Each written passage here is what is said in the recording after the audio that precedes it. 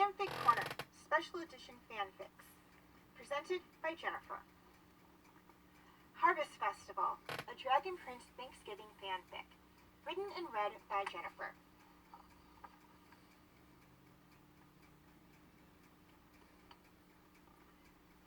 Autumn had come to Katolis, and with it the Harvest Festival. The harvest was a big deal in the Five Kingdoms, especially Dern and Katolis, which almost suffered the loss of 100,000 people when Dern suffered from a 5-year famine and King Hero had offered half of Katolis' food to help them. In fact, each year there was a celebration in the two kingdoms known as the Harvest Festival.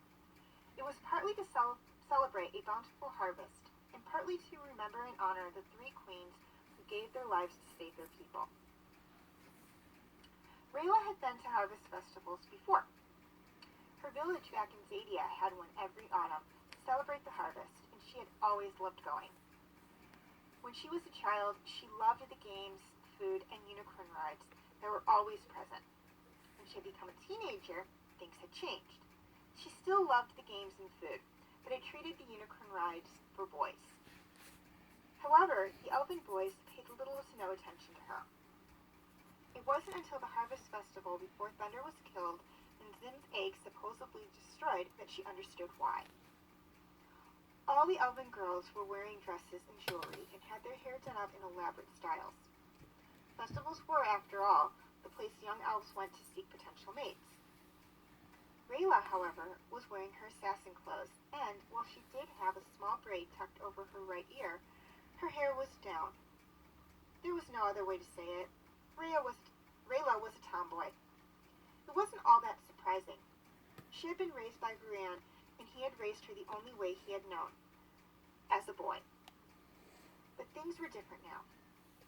Rayla had Ezrin and Callum, and they didn't care if she was a girly girl or a tomboy.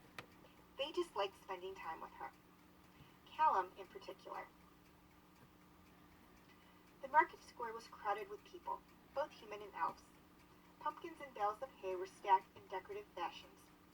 Apples, apple pie, candy apples, caramel apples, and apple cider were being sold at practically every booth, and the smell of roasted corn was everywhere. Rayla sampled a little bit of everything, but didn't want to eat too much since there would be a big feast back at the palace.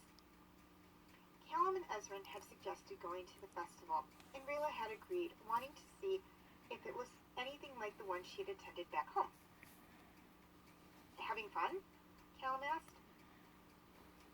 Rayla looked at her boyfriend and nodded. Smiling, she hugged the stuffed dragon Callum had won for her at one of the game booths. Because it looked so much like Zim, Rayla had decided to name it after the young dragon prince. Ezra ran up to them, carrying a plate with a fried piece of dough covered in powdered sugar. "You guys have got to try this," he said. "It's from Yolanda, and it's really good." "Shouldn't eat too much, Ez," Callum said as he and Rayla tried the new treat Ezrin had discovered. "We're going to have a big feast back at the palace." "That's not until dinner time." With that, Ezrin ran off. With the crown guard everywhere, it was safe for Ezrin to be off on his own, and he rarely got a chance to be just a regular kid. So Callum let him be. Turning to Rayla, he took her hand. "Do you want to go for a hayride?" he asked, leading her towards a hay-filled wagon harnessed to 2 draft horses. Rayla put the final touches on her outfit for the feast. Normally, she didn't bother dressing for dinner, and just wore her assassin clothes, since it was normally just her, Callum, Ezrin, and King Hero, and occasionally General Maya and Commander Gren when they were in Katolis. It had turned out that Ruan and Hero had been friends before the whole mess with the assassination attempt and the quest to return Zim to his mother, and Rayla had been the only one on the team who didn't know that the assassination attempt was fake to appease the Queen of the Dragons and draw out Aaron's true intentions for the throne. The original plan had been for Hero to take Ezrin into hiding and for Callum to temporarily assume the throne until they were able to figure out what Aaron was planning. Rayla hadn't been the only one in the dark. Ezrin and Callum hadn't known anything about it either. But things had worked themselves out once Callum and Rayla, a human and an elf, had worked together to keep Sim safe and return him to his mother. However, this time was different. This feast was going to be attended by the High Council, representatives from the other 4 human kingdoms, and Queen Anya, who attended the Harvest Festival in Katolis every year since she was 6, and representatives from Zadia. Not only that, but Callum had proposed on the hayride, and he and Rayla planned to announce their engagement at the feast. Rayla had selected a beautiful gown of autumn colors and gold and ruby jewelry, and for the second time in her life, the first time for the banquet that had followed the peace negotiations, had done her hair up in an elegant style. She wanted to look perfect, not only for the feast, but also for the announcement of her engagement to Callum. Finally ready, she made her way to the banquet hall, meeting Callum on the way. "You look really beautiful," Callum said. Rayla blushed a little. Even when she was in her assassin clothes, all dirty and sweaty from practice, Callum still told her she was beautiful. He was just so in love with her that he couldn't see her any other way. Callum also looked nice for the feast, an engagement announcement, wearing his best dress clothes and his hair neatly combed. Offering her his arm, he led his fiancée into the banquet hall. No one gave them a second look. It was common for Callum and Rayla to be together. Soren had once joked they had gotten married in some weird elven ceremony during their quest to return Sim to his mother, causing both of them to blush, and leading some to whisper that it might be true. Dinner was amazing. 6 big fat turkeys had been cooked to perfection and stuffed with cornbread dressing, and there was enough mashed potatoes and gravy, yams, salad, squash, green bean casserole, rolls, cranberry sauce, and moonberry sauce for everyone, and still have leftovers. Once everyone had taken a seat and said grace to the harvest god, Callum took Rayla's hand and the couple stood. "Before we eat, Rayla and I have something we want to say," he said.